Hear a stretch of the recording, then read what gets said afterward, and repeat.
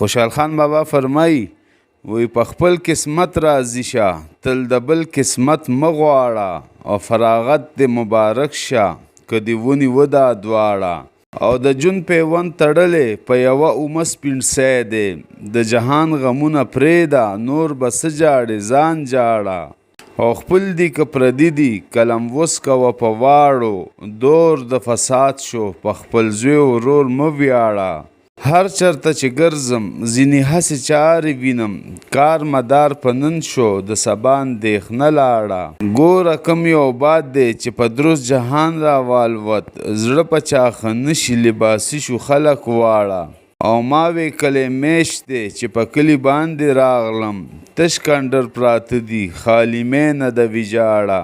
او هر چرته چې ګرځې په لاحول تې نه تېرېږه، سل بلا په زړه کې سل دانې تسبې په غاړه. وی ډېره سودا وشوه سل داوې د سود په تمه، وخت د مازدیګر شو دلته دا دوکان ونغاړه. او تل وایي خوشحاله چې دنیا وته به شا کړم، لا خو دا دنیا د مخامخ درته ولاړه.